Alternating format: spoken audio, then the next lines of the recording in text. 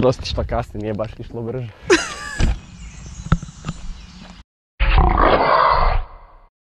Danas na testu imamo novog Porsche Macana i odgovorit ćemo na pitanje je li ovo pravi Porsche ili je to samo Audi Q5 sa malo drukčijim znakom.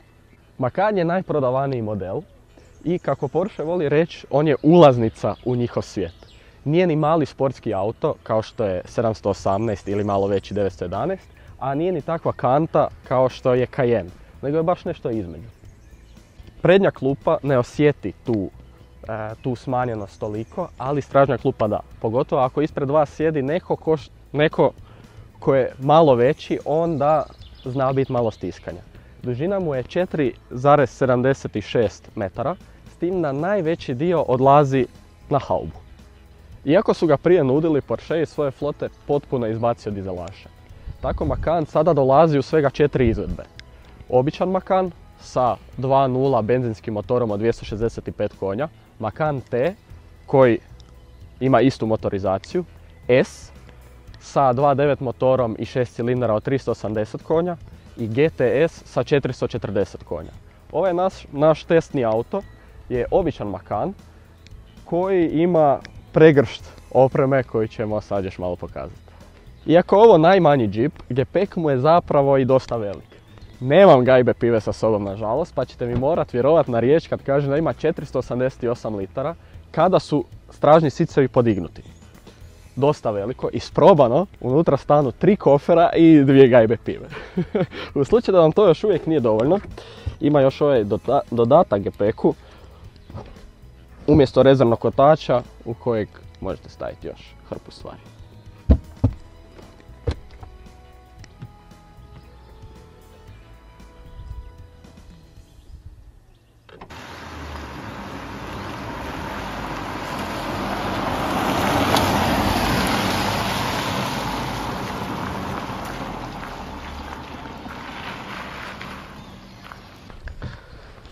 Stražnja klupa, kao što sam rekao, nije baš nešto previše velika.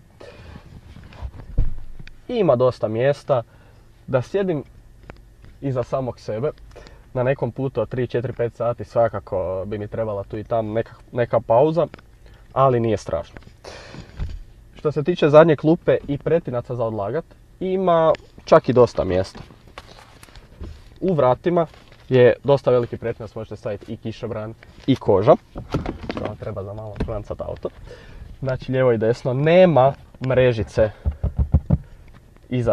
iza prednjih siceva, ali ima naslon za ruku u koje stanu još 2 čaše boce i možete se fino nasloniti dok gledate kako vam vozač pretiče kolone vozila. Što se tiče još opreme iza, 2 USB-C priključka i treća zona od trozonske automatske klime, tako da se možete neovisno o prednjem dijelu vozila hladiti ili grijati. Ako se prebacimo na prednji dio, vidimo da je ovo drukčija priča. Samo da kratko prođem pretince za odlaganje u prednjem dijelu, osim ove konzole i središnje konzole, 2 cup holdera sa dovoljno mjesta za veliku Toyota bocu koja stane i u vrata, a kada stavite veliku bocu vode u vrata, stane vam još i studio časopis unutra, nekakve krpice, bomboni, krema, znači ovaj dio kod vrata i kod vozačevih i suvozačevih je ogroman. Također, što mi je jako fora, napravili su u središnjoj konzoli još pretinac za odlaganje mobitela, tako da ga ne morate držati negdje ili po džepovima, nego samo ga tu stavite i to je super. Od opreme ovaj auto ima električna komforna sjedala u kombinaciji koža tkanina, od kojih se prednji red može grijat, i trozonsku automatsku klimu. Što se tiče infotainmenta, dolazi sa Apple CarPlayom i paketom da je u svakom trenutku povezan sa internetom. Tehnički dio čini Porscheov savršen PDK automatski mjenjač koji ima polugice na volanu za mijenjanje brzina i 2 gumba, jedan za sport vožnju i drugi za off-road vožnju. Od sigurnosnih sustava imamo 360 kameru, najjača Porscheova PDLS Plus ili ti Porsche Dynamic Light System Plus prednja svjetla, te nadzor mrtvog kuta.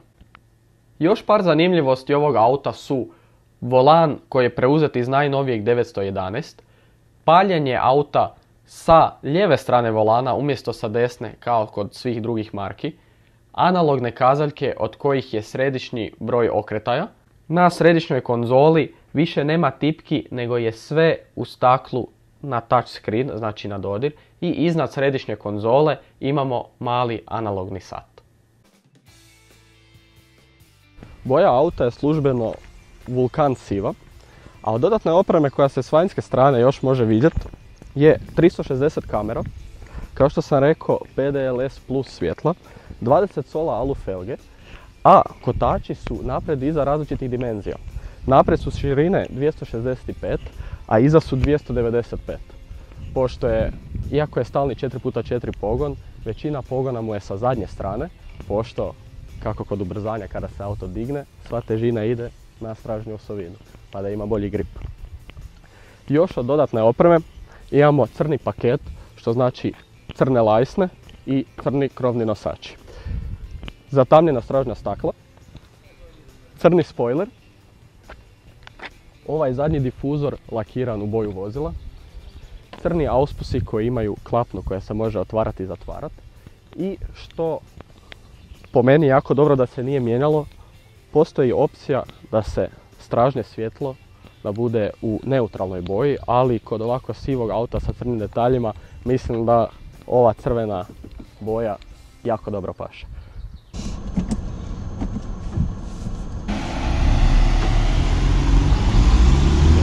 Nemoj da časno zgaziš sa mnom. To ne bi bilo okej. Možeš... Ajmo. Kje ćemo malo dat gasa, a? Malo sam tu po... Ajde, sport. Imamo i peduse na volanu. Ništa se!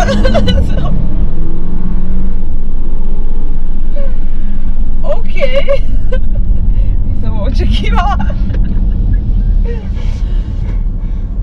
Pa rekli da je brz. Je, bilo je doslovno, znači uši su mi se doslovno začepile. Od ovoga, dobro. Nice. A ima dosta mjesta, a mislim pogotovo naprijed. Je, komotno. Da. Ja može sad moj stari ući, ono, ako ima njemu mjesta, znači da ima mjesta. Onda Znači da je auto komotan. Dobili smo malo prije potvrdu da sa našim snimanjima ne radimo nikakve ilegalne radnje, iako smo to već znali. Imali smo posjet od policije i samo su se okrenuli i otišli. Tako da... Znači da, to policija, ono sam...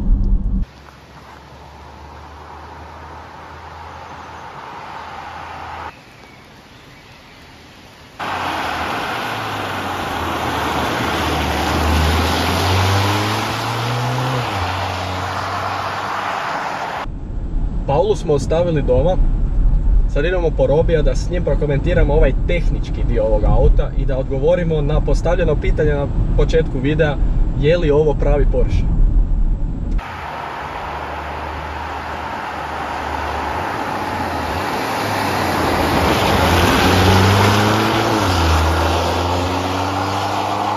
Pa evo za autoput, za nekakvo putovanje je dobar, visok je, udoban je, s tim da, to što si rekao, zračni ovjes je must have, definitivno, jer baš je nekako lila. Za staru cestu je dovoljno tvrd da se ne ljuljaš, a po autoputu i za nekakvu komfortnu vožnju je opet pretvrd da bi bio udoban. Tako je. Ali moram reći da kada prebaciš u sport mod ili na ručice na volanu koje su, odaziv je fenomenalan, dobiva takav sportski štih da uopće nemaš osjećaj da si u džipu, nego kao da si u nekom malom sportskom autu. Moj zaključak na kraju glasi da Macan apsolutno je pravi Porsche. Uspjeli su od jednog srednje velikog obiteljskog poslovnog SUV-a napraviti pravi vozački sportski auto, kada ti želiš da to bude pravi vozački sportski auto. Puno marki je to pokušalo, dosta njih je uspjelo sa top modelima, neki nisu ni sa tim, ali mogu reći da Porsche to stvarno je uspio. Od upravljanja, gasa, direktnosti, držanja na cesti, osjećaja za gabarite, mjenjača, fenomenalno.